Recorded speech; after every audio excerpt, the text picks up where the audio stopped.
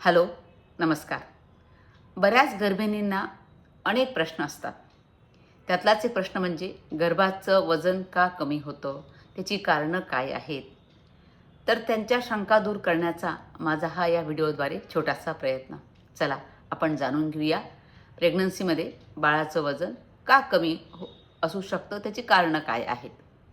त्याची कारणं सांगताना ते आईच्या शरीराशी संबंधित असतील, आईच्या जीवनशैलीशी संबंधित असतील, प्लॅसेंटाशी संबंधित असतील, असे अनेक त्याची कारणं असतील. तर आता बघूया आपण आईच्या शरीराशी संबंधित कारणं काय असू शकतात. आईचं हिमोग्लोबिन जर कमी असेल तर प्लॅसेंटाला रक्तपुरवठा हा कमी होतो.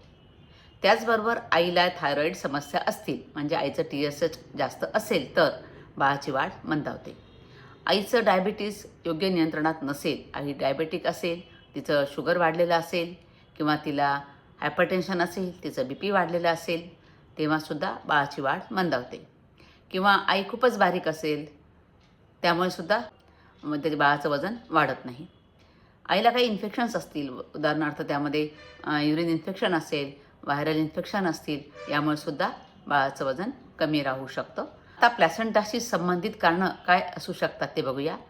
प्लॅसेंटल इन्सफिशियन्सी म्हणजे प्लॅसेंटाला रक्तपुरवठा कमी, ऑक्सिजन आणि पोषण कमी, शिवाय अम्ब्लायकल कॉर्डमध्ये समस्या असतील, ब्लड फ्लो कमी असेल किंवा प्लॅसेंटा मॅच्युरिटी जास्त असेल तरीसुद्धा बाळाचं वजन कमी राहू शकतं. आता आहाराशी संबंधित काय कारणं आहेत बघा. आई जर प्रोटीन कमी असलेला आहार घेत असेल, आईला कॅलरीज कमी मिळत असतील, आईच्या खाण्यामध्ये आईला आयर्न, कॅल्शियम, फोलिक ॲसिड कमी मिळत असेल किंवा आईला खूप उलट्या होत असतील, त्यामुळे तिचं खाणं कमी झालं असेल, अशा वेळी न्यूट्रियंट्स तिला कमी मिळतात, त्यामुळे सुद्धा बाळाचं वजन कमी राहू शकतं. आता आईच्या जीवनशैलीशी संबंधित काय कारणं आहेत बघा. आईला पुरेशी विश्रांती न मिळणं, आईला अति ताण असणं, अँक्झायटी असणं, म्हणजे प्रेग्नंट लेडीला म्हणते आम्ही, जास्त वेळ उभं राहणं, कामाचं ओझं असणं, पाणी कमी पिणं आणि आईला जर काही व्यसन असेल, म्हणजे धूम्रपान किंवा ड्रिंक करत असेल ती, तर अशा वेळीसुद्धा बाळाचं वजन कमी होऊ शकतं. आता गर्भाशी संबंधित कारणं काय आहेत बघा. काही जेनेटिक प्रॉब्लेम्स असू शकतात, ट्विन प्रेग्नन्सी असू शकते, त्यासुद्धा दोघांचं वजन कमी राहू शकतं. ॲम्नियोटिक फ्लुइड कमी होऊ शकतं. ऑलिगोहायड्रॉमिनास, त्यामुळे सुद्धा बाळाच्या वाढीवर परिणाम होत असतो. आता रक्तप्रवाहाशी संबंधित समस्या, त्यामध्ये युटेराईन आर्टरी ड्रॉपलरमध्ये रेझिस्टन्स जास्त दिसतो, प्लॅसेंटाकडून फिटल ब्लड फ्लो कमी होतो. तर ही अशी अनेक कारणं आहेत बाळाचं वजन कमी होण्याची. आता बाळाचं वजन कमी जर असेल तर लक्षणं काय दिसतात, आईला काय जाणवतं? बहुतेक वेळा आईला कळत नाही, हे फक्त सोनोग्राफीच्या रिपोर्टमध्ये दिसत असतं. बाळाच्या हालचाली कमी जाणवणं, पोटाचा आकार अपेक्षेपेक्षा कमी वाटणं, डॉक्टर सोनोग्राफीमध्ये ग्रोथ लॅग सांगतात. मग डॉक्टर तुम्हाला काय सुचवतात? ते सांगतात प्रोटीन सप्लिमेंट्स घ्या, अर्गेनिन सॅचेट घ्या, म्हणजे ब्लड फ्लो सुधारण्यासाठी, आयर्न, कॅल्शियम हे घ्यायला सांगतात, फ्रिक्वेंट ग्रोथ स्कॅन्स करायला सांगतात, बेड रेस्ट करायला सांगतात आणि डाव्या कुशीवर झोपायला सांगतात. नियमित ब्लड प्रेशर तपासणं, थायरॉईड चेक करणं, हिमोग्लोबिन तपासणं हे करायला सांगतात. आता आई काय करू शकते यासाठी? सोपे आणि प्रभावी उपाय काय आहेत?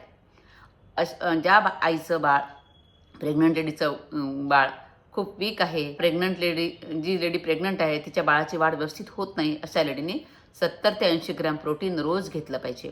खजूर, बदाम, पनीर, दूध रोज घेतलं पाहिजे.